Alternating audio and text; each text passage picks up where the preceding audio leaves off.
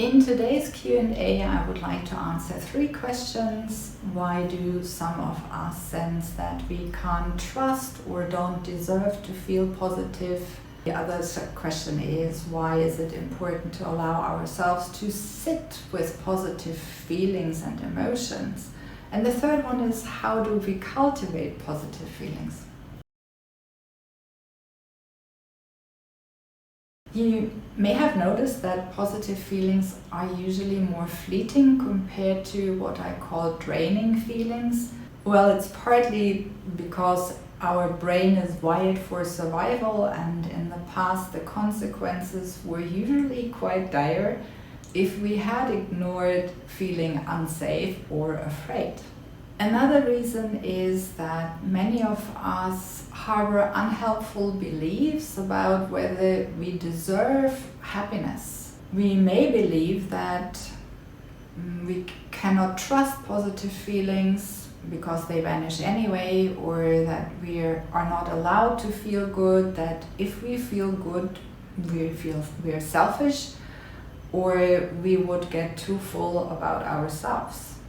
We might have learned as children that we can only be happy and content when we get the approval of our parents, or that we are not allowed to show our happiness because that would upset others.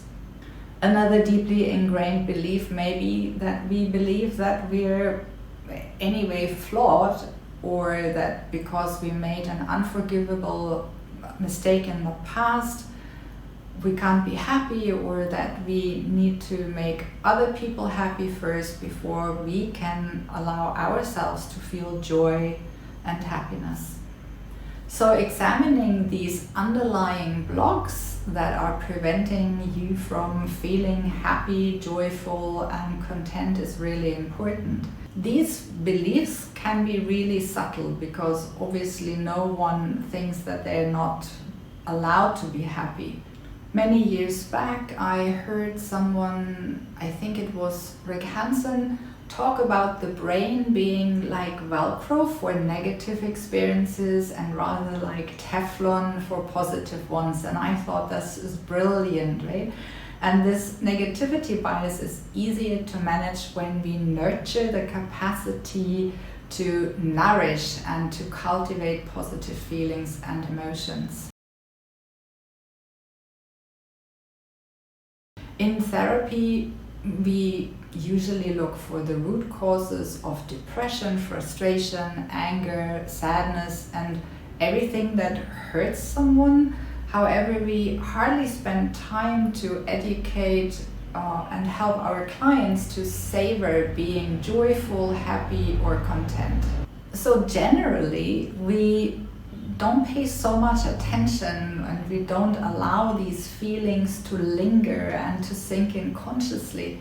We don't take time to smell the roses. And those who have followed me for a while know that I'm not really fond of this concept of toxic positivity. And what I'm talking about here is really a personal practice. I'm not talking about glossing over. Instead, I want you to explore what brings you joy and happiness, and really mindfully taking these feelings in to reduce the Teflon effect over time. You may have heard about the 1:5 ratio principle, where 1 negative experience requires 5 positive encounters to be balanced. And therefore it requires conscious effort to turn towards these positive feelings and make that a habit.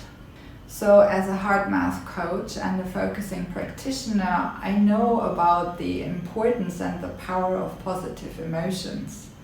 In heart math, we encourage our clients to use uplifting feelings such as gratitude, appreciation, or love to help create a harmonious, and we also call it coherent, alignment of body, mind, and emotions. And when there is coherence, your physical, hormonal and immune system, they work together harmoniously. Now, the positive effects on your physical health are remarkable. Good feelings reduce the level of cortisol, and they increase the level of dopamine, which is a neurotransmitter that supports feelings of happiness and contentment. When we consciously engage in activities that increase positive feelings or invite positive feelings, we can observe health benefits such as lower blood pressure, improved immune functions, reduced risk of heart disease, improved sleep and lower levels of inflammation, and increased longevity, to just mention a few. I'm sure you will agree that when we are in a better mood, it makes it easier to be more open to the positive things in life and to consider different perspectives rather than insisting that everything in life is doom and gloom. We are more inclined to count our blessings and look for the small things that are good or at least neutral. So I live in a large city, which can be challenging, at least for me, due to the constant constructions that are going on, the overall noise level, and the speed of life. And yet I'm grateful for easy access to the places I most frequently go to for the efficiency and for the availability of medical care. Even though I miss hiking up a mountain trail or sitting at the river without seeing someone for a while. Now, finding a balanced perspective is more manageable when I choose not to merge with that part of me that feels discontent living in a big city. Staying with positive feelings can be tricky. I mentioned that before. They tend to vanish quickly. So see if you can practice letting such feelings sink in, stay with them, consciously enjoying how they make you feel, how they feel in your body, what the quality of your thoughts is, and how you see yourself and others and the world when you feel great. So really take time to savor that.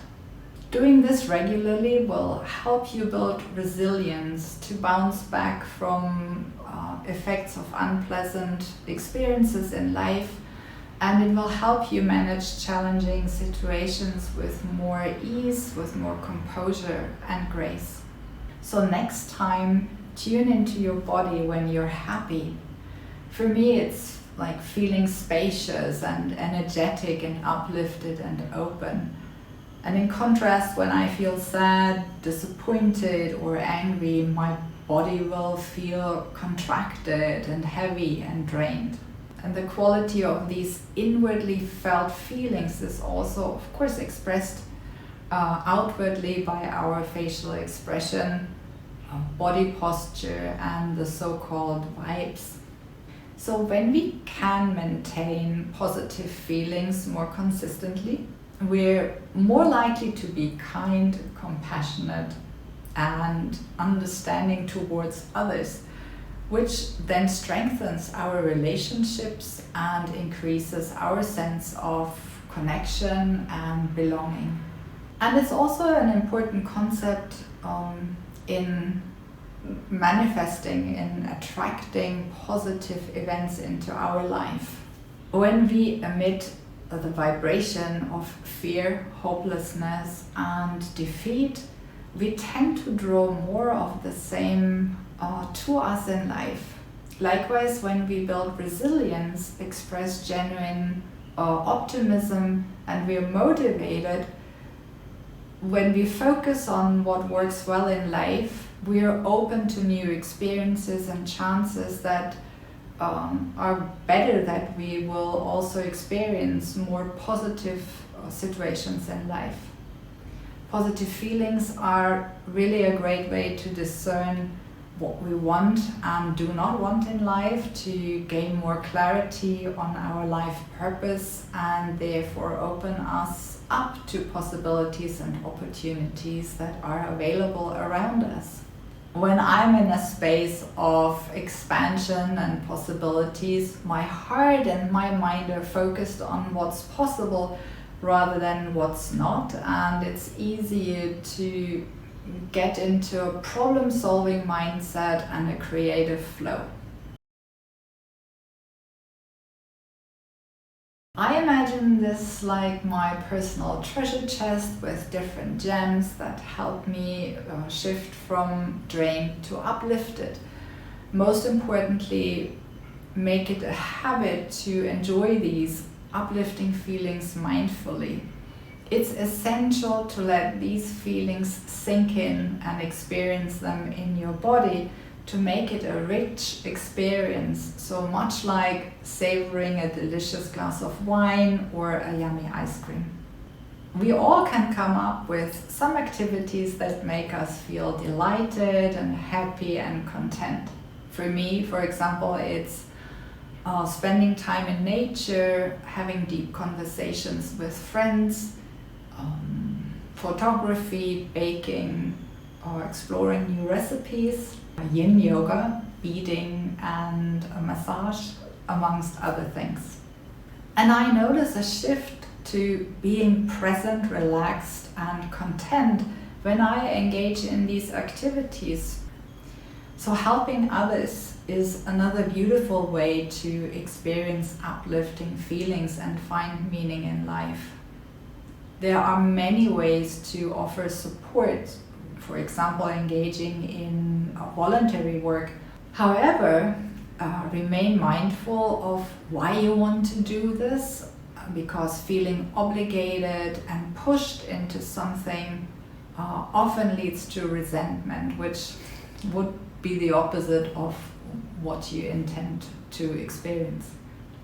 Having a great laugh shifts our mood from dull and down to lighter and more upbeat. I'm sure you have some favorite Instagram or YouTube video clips that make you laugh no matter what, or at least they make you smile when you're stuck with something that doesn't feel so great. Consider the possibility too that there are some positive aspects and perspectives in seemingly unpleasant incidents. And again, this is not about forcing anyone to see things through rose-tinted glasses when the going gets tough. So it's not about dismissing your emotions, it's more about taking a step back to have some distance to help you assess the extent of the challenge, whether actually your stressful thoughts and beliefs are absolutely true, and how other perspectives can bring back some hope, some optimism and motivation. To summarize, positive emotions can help us build resilience by providing us with coping mechanisms, with a positive mindset, increased optimism and improved self-esteem. By becoming mindful that positive emotions equally require attention and care, we can develop resilience to face life's challenges with strength and grace and enjoy a much happier life. I would love to know your thoughts or get your questions in the comments below, and perhaps I can do a video about those in the future. If you liked this video, please subscribe to my channel where I regularly post meditations with invitations for introspection, or these Q&A videos about relevant topics for your mental and emotional well-being. Thank you very much for being here today with me, and until soon, take good care.